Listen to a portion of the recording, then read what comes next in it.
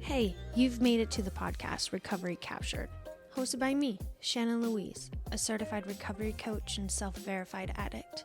Join me on my journey through my recovery from mind-altering substances, eating disorders, depression, and much, much more. During this podcast, you'll hear my personal experience, thoughts, and opinions, as well as my guests' stories through their own recovery. I hope that you're able to take something away from this podcast and use it as a tool to help you see that your story is picture perfect.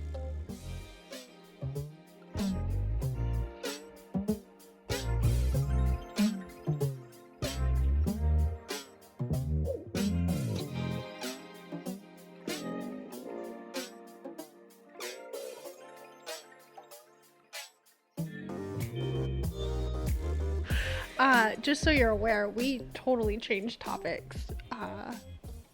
So nice. What? Did I don't follow. Yeah, right? No, seriously. We were just talking about these weird episodes we get into. Oh, yeah. We kind of just shifted without any transition. I'm lost. I didn't know if there was any more you needed to add. No, to it. I just wanted to put it out there that I'm a Okay. little funky lately, and if you notice it, then that's why, and just, I don't know, be like, Jillian, come back to earth. And I'll be like, I'll try. Reel me down. Put me down. But no, you go. Well, I was going to say, I feel like this is the perfect opportunity to say that we're doing it about, like, today's episode is about emotions. True. And before we even get started, Shannon always has this bag of goodies, of these like things to play with that she comes in, and I was like, I want to provide something for Shannon. So Shannon, I want you to close your eyes. Closing. And I want to see if you even remember this stuff, because I do. I found this at the Dollar Tree, and I mean, when this was in its prime, this was not Dollar Tree shit. This was good shit. I hope this is nostalgia and brings me right back. I hope it does too. So hang on, I'm gonna put this right in front of me. I got one for each of us. Okay, are my hands? I'm gonna give you the container that Okay. it's in, so you can read the container. Okay, so I'm putting it in your hands. Okay. Oh. So now you can go ahead and open and look at it. Flarp? Do you remember Flarp? No. But Okay, it's like, so hang on. So for those of you who do know what I'm talking about, okay, then this is the fart putty. yes. I don't remember the name, Oh, you don't? but I'm ready to put my hand in. Well, what you really have to do in order to get the best noise is to pull it out. And this is like quality shit putty. Like, and it kind of smells good too. Oh wow, this smoke. It reminds me of Barbie. You heard it here first. I Reminds me. remember coming out of Michael's, that craft store. Yeah, you got Barbies at Michael's? I believe so. I was over where Michael's is. I was walking out, and I opened the package. It smelled and like it smells Flarp. like this. Well, the different colors smell differently. So Shannon has orange. I have pink. So Shannon, smell the pink one. Ooh, this is like a Laffy Taffy with a pina colada. Interesting. Okay. If you put both of those in your mouth, that's what it tastes like. But that's what smell. it smells like. I get it, but it's, yeah. Okay. So take it out, and then if you put it over the top, and then you push it in.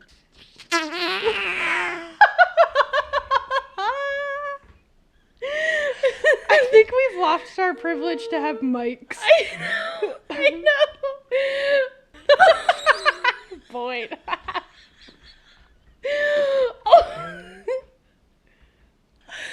I don't mind. I don't mind either. I just, because I was like picking through and I was like, oh, that's okay. I'll grab that. But then I saw these and I was like, no fucking way. This is when I wish we had the video. Oh my God. It hurt. My stomach hurts. Not because. Oh, I'm laughing. Oh my God. That's a dog. Oh my God. So my dad always told me, he's like, you know why dogs have little farts? Yeah. It's because they don't have butt cheeks.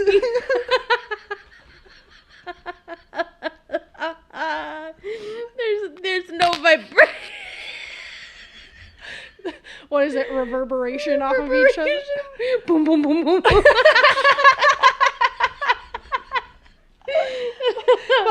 My dad always told me also that if I kept in a fart, it would travel up my spine and give me shitty thoughts.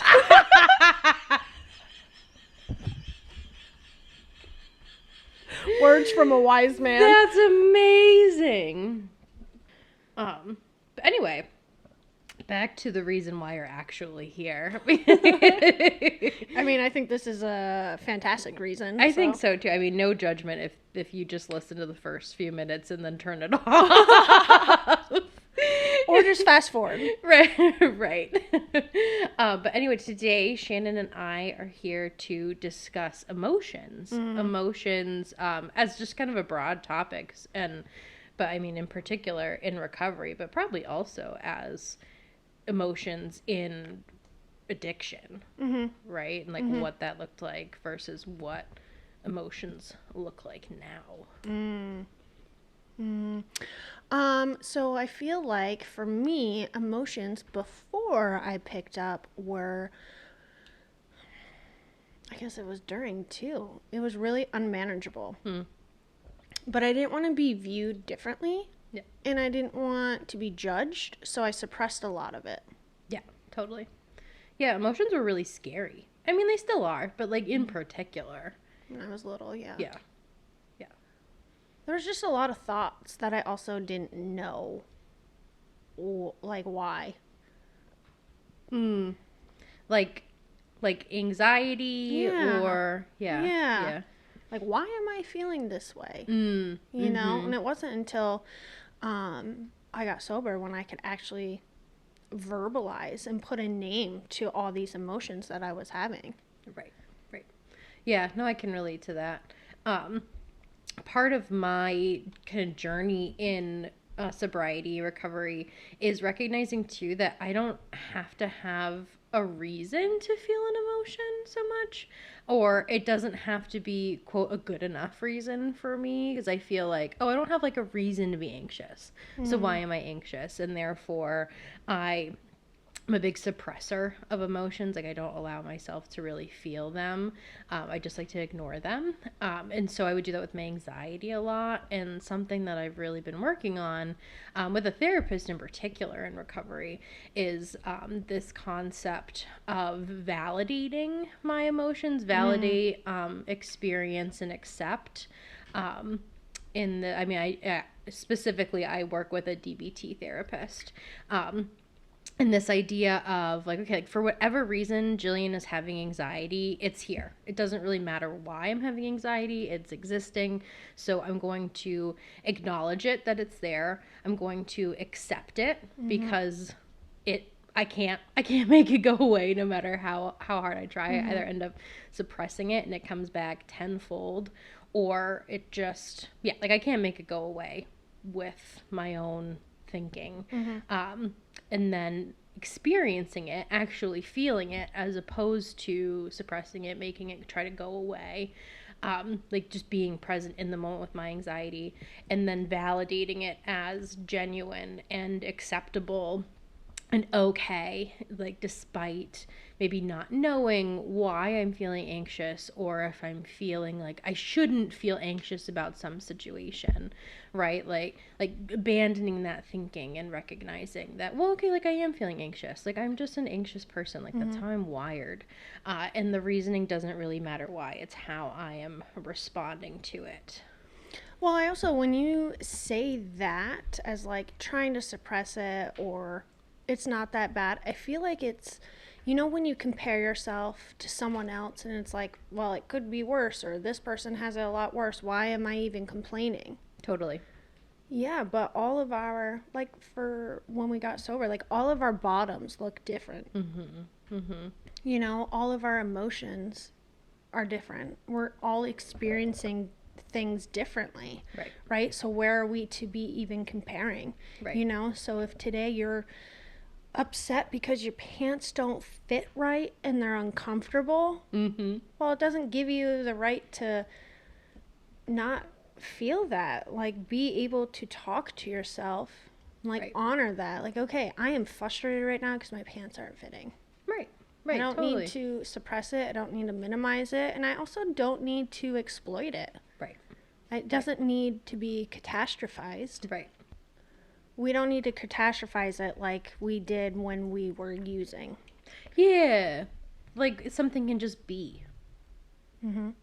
You know, like an emotion a feeling can just be. It doesn't have to be made into anything bigger or smaller than what it is. Mm-hmm. Mm-hmm. Yeah, when I was in active addiction. So, well, first of all, I mentioned before of like when I recognized when I was using drugs to numb versus for fun. I was in high school and that shift was very clear to me. And at that point, I was just numbing whatever emotion I had, whether it's good or bad, because even during the good emotions, I was still getting fucked up. So it's like I didn't know what I was feeling. And when I got sober, I didn't know how to deal with these feelings. I couldn't even name them, let alone know how to navigate them, you know? Right. Right. Yeah, I can relate to that, like not being able to name them, just this idea, like I feel bad. Right. Like I wouldn't be able to identify sadness versus fear versus anxiety versus hopelessness versus etc. It was just I feel bad. I don't want to feel like this. This feels bad. Mm-hmm. Mm-hmm. For me, when I was, you know, as you said, I just feel bad, I wasn't able to understand, like, when I felt bad was it my depression or was it me being lazy? Or is it me not just being motivated? Like, I couldn't figure out what these were, right? Until I got sober and until I went to therapy. It's like, okay, when you're depressed and you're not able to get out of bed and when you don't even want to do anything you enjoy, that's a sign of depression, right? Versus, you know, just sitting there, not wanting to do anything. But if something came up, yeah, you could get down with it. Like, that's more so of the relaxation, you know, or... Yeah. Yeah, I can totally relate to that. It's taken me a lot of practice to be able to identify, am I depressed or am I just enjoying doing nothing? Because I used to think that enjoying doing nothing was being lazy or it was being depressed, and if I continued to sit in my doing nothing, then it was going to result in true depression, right? And so, and I'm just trying to think of what I would say to somebody who is in a similar spot of trying to identify the difference between the two. And I think what's really helped me is processing the events, particularly with my therapist, and just a lot of time and practice in terms of identifying, like, okay, is this genuinely a depressive state, or is this me recharging? Is this me just enjoying doing nothing? And challenging my thoughts that that's a bad thing or something that I shouldn't be doing. Yeah, I learned a lot when I was talking to my therapist, kind of navigating everything. You know, I'm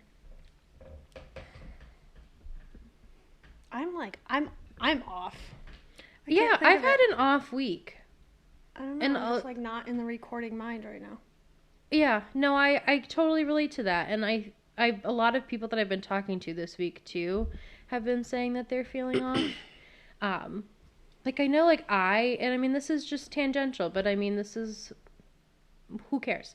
I've been feeling really, like, uncomfortable with myself and, like, overanalyzing the things that I'm saying and doing, which is definitely something I used to do a lot in my active addiction and in early recovery, because I just was so uncomfortable and just didn't want to be me.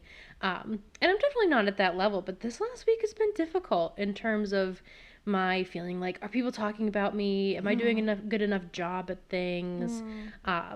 self-esteem. Yeah. Kind of sounds like. Yeah, totally. And so I hear ya. It's been Well, I It's been mean, for weird. me, this week has been extremely emotional. You know, as you know, I talked to my doctor about potentially having ADHD, and this whole thing just spiraled from it. And you know, I was suggested because of my lack of attention, my inability to comprehend and get words out, she suggested that I go to a therapist and walk 20 minutes a day. So the ongoing joke has been, well, should have walked 20 minutes, you know? And so I started talking to my therapist again, and, you know, we did an evaluation, and lo and behold, Shannon has ADHD. But my doctor put in a referral.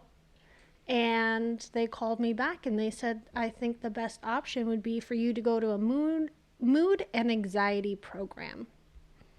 And Jillian's like, well, that sounds like IOP because it's 14 weeks, 3 days a week. So because I have the notion that I think I have ADHD and have been dealing with it since a child, right. I now need to go to an intensive outpatient programming. Yeah, it's really invalidating in a lot of ways when you try to go to a medical professional about something that is more mental than physically based, and their responses. Well, I mean, I get where she was coming from because, yes, I have PTSD and yes, I have depression and anxiety, and it's been diagnosed and I've been dealing with it since high school, you know, Right. It's there. Yeah. But I am the happiest I have been in my entire life. Yeah. Like right now, I am in the best headspace. Yeah. I have been so successful with my depression. I've been able to manage it, you know, with medication and whatnot, and daily routine. You know, I've talked about my eating disorder. I have totally shifted gears. It's not there. I feel so confident about it, you know, and because I'm crying and finally opening up and telling you that I think I have ADHD, and so I have so much shame around it because I am a drug addict, and there's so much stigma about it. I'm embarrassed. Right. And so yes, I was crying, and she thinks it has something more to do with my mental health. And in turn, I believe ADHD has something to do with mental health, but I could totally be wrong. I am not a doctor. Pretty sure it's in that realm. I don't think it has anything to do with my foot per se versus in my brain, which I would put together as mental health. But anyways, you know, the symptoms that I experience are, you know, valid, and I just feel like I wasn't heard. Yeah. Totally. And I had a really hard time on Friday when they told me that they think I should go to an inpatient, or that I should go to an intensive outpatient programming. Yeah. No, that totally. I don't believe whatsoever that would be beneficial to me. No. I mean, also when I did IOP when I was 4 years sober for another issue, and I didn't even go that long. It was like 6 to 8 weeks. It was like a half of the length that they referred you to. So yeah, I mean, that is really frustrating, and that's invalidating. I remember when I had first gotten sober, like I told my PCP at the time that I had some stuff going on in terms of figuring out trauma and sobriety and whatnot. And she told me I had a lot of baggage. That's so bad. I know. And I was like, okay, like that was very reinforcing at the time, because I believed that I can't share these things about me with people because then people are going to say, oh, you got a lot of baggage. Right. And all that I could have, this is a little tangential. No, it's okay. Keep going. But there's this show on the Game Show Network, and I don't think it's even on anymore, but it was called Baggage. And Jerry Springer was the host, and it was a dating show. And I mean, this sounds like as if I dreamt this show up in a fever dream, but I swear it wasn't. It was real. And I loved this show. A fever dream. So fucking true. Because it was a dating show. There was a contestant, and it was either a male or a female. And then they would have a panel of whoever they were attracted to as 3 contestants, and Sure. they had 3 suitcases, a small, medium, and large piece of, quote, baggage. And they were these less than desirable facts about people, right? And so the small suitcase would be something, you know, like, I've lived with my parents for 15 years, you know what I mean? And then it would get larger and larger, and the person who was the contestant had to decide essentially whose baggage they couldn't deal with, right? And so, like, when my doctor told me I had baggage, that's what I was thinking of, right? Right. Well, it's if that's the case, fuck. Why didn't I come out of the womb with this option? Can Right. I pick what baggage I Right. get to take out with me? Exactly. That And would so have been nice. it was just very, I already had this feeling of like, if I share things about myself, like of this nature with people, if I'm vulnerable Right. with other people, then this is the response I'm going to get. So why would I want to tell anybody what's going on with me when they're just going to be put off and be like, oh, you got baggage. Right. And it sounds like I'm neglecting something that I have, have had for years. And it's like, Right. no, I have been working at my depression for years. And Right. now, I'm a huge mental health advocate, especially for myself. I got no one else advocating for myself. Right. So when I do choose to be vulnerable and I get shut down like that, I get that same feeling. Like, I don't want to talk to you because my friend's like, oh, you should probably go talk to another doctor. Yeah. And it's like, well, I don't want to start this whole fucking relationship. Right. And I am an emotional person. Yeah. And bringing this shit up to a professional to try to explain it all, I get choked up. Yeah. Yeah. And it's Totally. like, I don't want to go through all that again. No. But it's like, something's going on and something's been going on. And I think, yeah, I was fucking good at putting on an act for everyone because I didn't want to be judged. Yeah. Totally. I didn't want to be that outcast in school. So yeah, I'm going to learn how to be appropriate and not act out when I really need to fucking run around, scream, Yeah. I And- totally do. And now it's just, I feel like it's catching up with me. And I'm ready for, support and help around it. And I feel like I got shut down. Yeah. Totally. So yeah, my week has been off too. Totally off. Yeah. Well, I'm sorry that happened.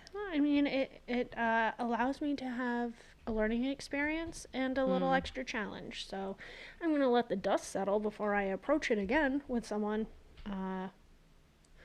Because I'm not at a place to be talking to anyone about it professionally, I do. I do. On a side note, you have fisted the Flarp. You literally have your hand encased in this, and you have dragged the Flarp all the way down to your elbow ditch, and now it's on your Ben and Jerry's tie-dye shirt. Like, is it gonna pull your hair? I don't know. I did not think about that. You're like fucking dripping I know. It reminds on the me other of. side. Oh shit. I am. It's like the Goosebumps lettering on the Goosebumps books. Oh my. I'm gonna get some goosebumps ripping this shit off. I just started making a sleeve of it. It kind of reminds me of Avengers Endgame, where he's got like the hand with all the things on it. Clearly, I haven't really watched the movie because I don't know what to call it. I don't know if I've seen that one. I don't watch movies. You know why? Because I can't fucking pay attention. So I don't know if I've seen it. I don't remember. Yeah, it's for the Marvel fans. They'll know, and if Yeah. you don't know, then it's not that important. Anyways, she has a condom slipped over her arm.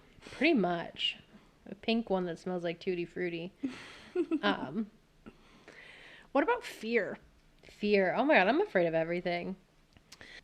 So when I first got sober, my mentor told me to write FEAR in my 12-step book twice. So the first one was fuck everything and run, and face everything and rise. And that really meant a lot because that's what my entire life was. I was running from everything. Anything that made me feel uncomfortable whatsoever, I knees to chest, bitch. Knees to Knees chest. to chest. I was flight or fight. I was definitely flying high. Oh, yeah. I was going. I Yeah. was gone before it could even touch me. Yep. Oh, yeah. 100%. I'm the same exact way. Yeah. No, yeah. And you know what I think about with fear? You said it, you're afraid of everything. And it's like, I feel like I'm afraid of everything. And when we say that, it's like that hinders our life so much. Yeah. Like it puts so much pressure on us not fully living our lives to the best of our ability. Mm-hmm. You know what I mean? Kind of. Okay. So when we're filled with fear, we don't go out and do things, Yes. right? Correct. I am afraid of heights. I'm not going to go jump off of a bridge. Yep. Okay, that's fine. That's like Yep. safety Yeah. for me. But like other things, I'm afraid to public speak. So I'm not going to go out in front of a crowd and share my story. Where that could better support me and bring me further with public speaking, or I could help other individuals. You know what I mean? Right. Like I am sheltering myself because I am fearful of rejection, Yep. judgment. Mm-hmm. We've talked about this before, people pleasing. If I am not doing my best to please you, I will not do anything because I cannot deal with the backlash of judgment, you know, because I always have everyone else's opinion in my head. You know what I Right. mean? Yep, I do. No, yeah, I understand where you're coming from. Yeah, this idea of fear holding me back in my life, and I miss out on opportunities for myself, and I also miss out on opportunities to help and support other people in my life. That has been one of the foundational aspects of my recovery, is sharing my experience with other people who Right. have questions about getting sober or who have gotten sober and are struggling. And when I allow fear to hold me back, I'm not only affecting myself, but I also am affecting other people by not allowing myself to share pieces of myself because I'm afraid. What are like bigger things that you're afraid of that you just don't do? Like I would love to travel, but I have a fear of financial insecurity. So I therefore do not travel. Yep. And Right. you know what I mean? Right. Like Yeah. I'm also fearful of leaving the state. And Dane and I have talked about moving, you know? I have fear around that, fear of what people are going to think if I leave, or fear of being alone by myself and the outcomes of certain things that could arise while out on my own type of deal. You know, I had fear of leaving my parents' house until I was 24 when I first moved out, and then I came back, and then I didn't leave until I was 28. You know what I mean? Yeah. Like I had fear. A lot of it, I guess, right now is financial insecurity. Yeah. I'm fearful that shit's gonna go sideways, and I'm not gonna be able to take care of me and my significant other and our babies. Fur babies. That's no surprise. You know, I got dogs. Those are my babies. Yeah, I can relate to all of the examples you gave, in particular to the financial insecurity. Before I got sober, I almost hoarded money in a sense. Like I didn't feel comfortable if I didn't have a certain amount of money in my savings, and it went beyond the practicality of having savings, because it's good to have savings and to have money put aside for when things inevitably come up in life. But it definitely went beyond that in terms of, like, in order for me to be okay, I need to have this money set aside, and it can't go less than a certain amount. I still feel that way. Yeah. I'm getting better at that, because of a few years into sobriety, like I've racked up a lot of credit card debt. I was really unhappy at a job that I was working at, and I was just spending money to feel better, have that short-term gain, whether it was going out to do stuff or eating out or buying clothes or buying stuff. I just was swiping my card, right? And so I am currently in a position where I have a very strict budget, and I'm not spending the way I used to because I'm working on paying off the debt, as well as working on actually accumulating a savings again, because I went a while without a savings because it was all just going towards the card that I kept swiping. But it's definitely created a fear of financial insecurity and a fear of, okay, you know, I want to get this or do this, but I don't have the money to do that right now because I have this debt to pay off, and I'm in a position where I am not willing to add to that debt. And I mean, you know, in a lot of ways that can be summed up as adulting, which we talked about before, right? Fucking adulting. It's like a subscription I want to cancel. Right. I didn't sign up for this. Oh, with all this baggage.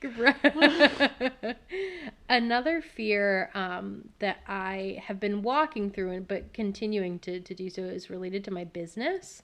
I have a lot of fear of people not liking or appreciating. People pleasing, right? Ooh, does that sound familiar? But just like a lot of fear wrapped up in, oh my gosh, like, what is this business gonna look like? How am I gonna feel about it if people don't buy stuff, or if people buy stuff and they reach out and say that they don't like it, or, you know, if I don't have, you know, I really tried to go into the business with no expectations, and I've done a fairly decent job. I would not say that I've had no expectations, but I've done a good job of keeping them pretty low. But, you know, just worried about, what does this mean if, you know, nobody buys anything, or what does this mean if, you know, somebody doesn't review something they bought? Like, because, you know, initially early on, I was thinking, like, gosh, like, if somebody does not tell me that because when I first started, I was just making hats, and so my thought process was, if someone does not tell me that they love their hat, that they wear 24/7, that they wear that bitch in the shower, like right, then, like, it's not good enough. Right. Like, someone has to be enamored with my product in order for me to be successful. Right. And to feel okay and to feel proud of myself, which isn't the case. So do you like what you're doing? I do. So isn't that all that should matter? That should be the case. So much harder said than done. Okay, so back to my side of it. I didn't start this podcast. I wanted to start it a fucking year ago. Yeah. I was too intimidated by the process. Yep. And I was too intimidated by what other people thought of me. Right. But since starting it, anyone who has talked to me about my podcast has only given me great feedback. Yeah, right. I don't have that many views. That's fucking okay. I'm still having fun doing it. Yeah. Right? But it's like, why do we put so much power into what other people think? Because best believe, I do not like everyone. Right. I think highly of some people, and I have other opinions about, you know, some people I know, or whatever. You know, like, right. Why do I expect everyone to like me? Why do I expect everyone to like what I am doing? You know what I mean? But I have this fucking weird expectation that if they don't like it, I'm a fucking failure. And I think that's what really helped me just overcome my fear and just start the podcast. You know? Like, yeah, I'm wired the same exact way. I think it's just really shifting your mind and, like, understanding that who gives a fuck? You know, like, just going about your day thinking differently. Like, is this what I want to do? Does this make me happy? Do I feel successful? Right. Do I like my products? You know? Right. I think that's what obviously matters the most. And I think that's where we need to, you know, like, at least I need to start slowly shifting my mindset, which has helped me therefore start this podcast and go a little bit further with other things in regards to recovery captured and stuff like that. Right. You know? Right. Totally. This is making me think of something in regards to the fear that I just forgotten to bring up too. But and I think we had talked about this in another episode, and I don't know where that episode is going to fall in relation to this, but I don't know. so, but either. anyway, you going back, and I think of this in two ways in relation to the fear, which I'll get to how it relates, but then first, how I think of other people and their perceptions of me. I don't necessarily think it's realistic for me to ever stop caring what other people think about me. I think that there will always be that to some degree. I would love to be the kind of person who truly doesn't give a fuck about what other people think of them. I don't know that that's in the cards for me entirely. What I can do about that, though, is act in spite of that and continue to do the things that I like to do and continue on working on liking myself in spite of what other people are thinking of me, right? And so it's this idea of like the two can coexist. Like I can think about, oh gosh, like what's somebody gonna think of me, but I can also not let that hold me back. And I think of that in the same way of fear, of that I don't think it's in the cards for me to ever live a completely fearless life. I think I'm always going to have fear, and I think my level of fear, because I'm just an anxious person, is going to be maybe higher than somebody else, maybe multiple other people in my life. But the key is, am I acting in spite of my fear? Or not? Am I going to let the fear hold me back, or am I going to walk through it? Because it's probably not going to go away for me. What about on the other spectrum? Like, what brings you complete and utter joy? Oh, gosh. That's such a good question. Flarp? Flarp. And, like, it's harder for me to think of an example because I'm actually, sometimes joy and happiness makes me more uncomfortable than fear and anxiety. Well, it's just like when, you have a good, or when you have a day, you're going to find all the negative and you're going to remember that more than the positive. Mm-hmm. We are just taught, I feel like, through society and whatnot, and, just our own beliefs or whatever, of like pinpointing all the bad and kind of putting a little shadow over the good. Yeah, that's so true.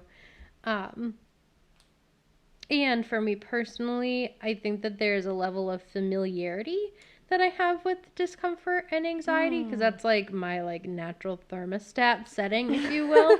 Like my apartment is always set to 69 degrees and my internal thermostat is always set to some level of anxiety. I love it. And so even though joy and happiness obviously feels better, in in theory, it should feel better.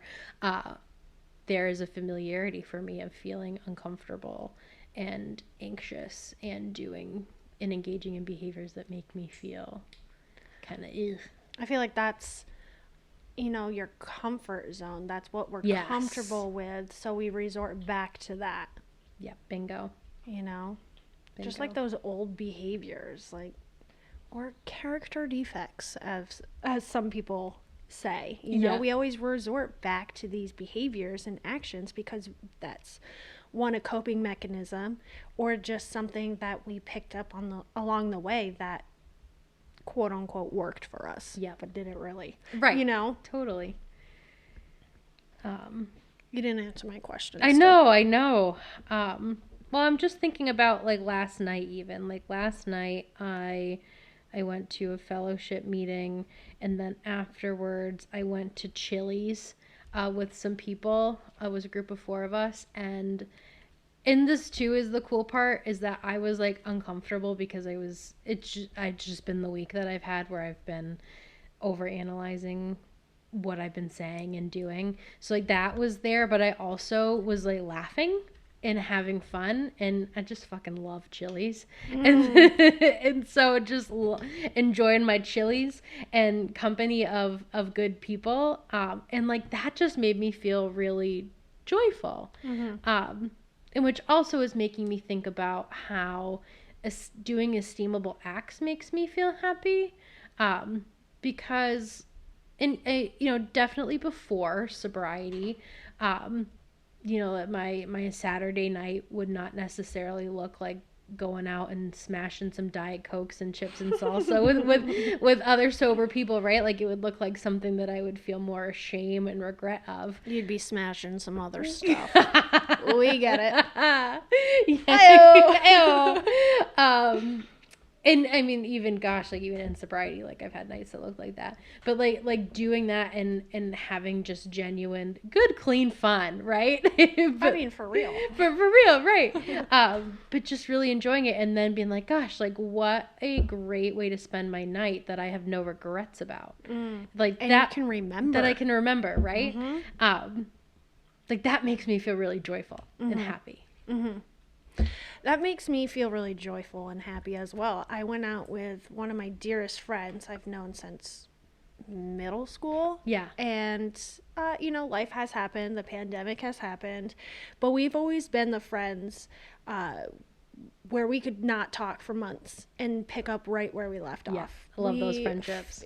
I feel like that's you and I. Totally. As well. Yeah. But we, feed off of each other and just one joke after another, and we're just so immature, goofy still. Yeah. And it's my kind of humor, and it's fucking hilarious, and we just get down, and that's what really fills my bucket, is when I can have a good deep belly laugh. Yes. And I have a few coworkers that I can get down with, and we just bust ass laughing. And I really need that.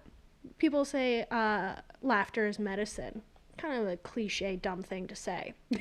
But when it happens, I'm like, ooh, I'm jacked up now, and I love it. It's like a high. It really is. I can get some good laughs in. And Yeah. I recognize, when I haven't laughed in a while or been, entertained in that way, I can feel it. You know? I love laughter and hanging out with good people. I think that's where a lot of it comes from. And, just doing things I enjoy. I really enjoy figure skating. I've mentioned it before, and I'll mention it again without a doubt. I get a lot of excitement and a lot of pleasure out of figure skating. Yeah. And this Flarp. Oh, this Flarp is just, it's some good shit. It is. I don't know. Emotions, good, bad, ugly, mediocre. I feel like we could talk about this for days and dissect it. Oh, we totally could. We should do a part 2. Are you in my head? I think so. I literally was just thinking that. I wasn't going to say anything, but I was like, I feel like this would be a part 2 kind of series. Yeah. I'm not upset about the decision we just made. No, not at all. Because now it's a decision. Now it's a decision. It's there. It's a decision. And so we're going to do a part 2. So with that being said, I feel like it's more so I just want to play with this Flarp a little bit more, and I know it might be offensive recording and you guys hearing it. So that's where we're going to wrap up. Call it quits for today. Call it quits. It's Flarp time. It's Flarp time. Let us know what you guys like to do, what makes you happy, and maybe something that makes you a little upset, and how you may deal with it. Also, please let us know, 1, if you remember Flarp, and 2, what the smell of Flarp reminds you of. I haven't released that episode yet, so people don't really understand. I don't think we have either. I don't think so either. But I think people are getting enough of a gist that Shannon smells random things, and it reminds her of something that makes you go, how the hell did you get to that from what you just smelled? Right. So that's in one of our other episodes. We have a lot of episodes that I just haven't uploaded yet because it's not time. Too much of a good thing is a bad thing. Totally lost me. I don't know why. Just cut that. Just cut that out. That's cut out. All right, guys. Thanks for listening again. We out. Bye. Bye.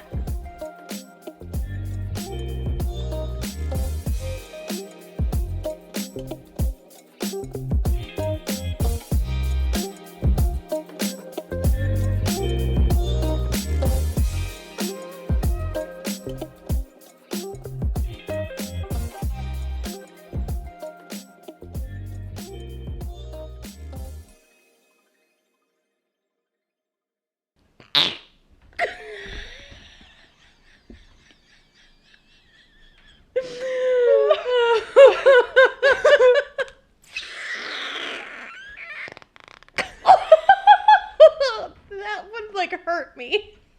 I was like, oh.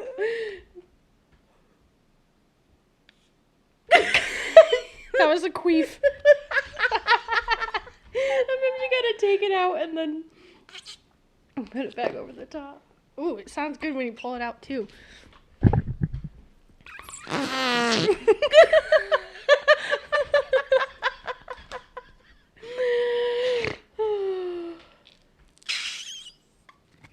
It's kind of juicy.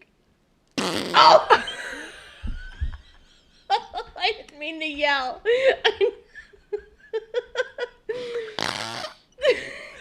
Ass flapper. I love how slow you are with it.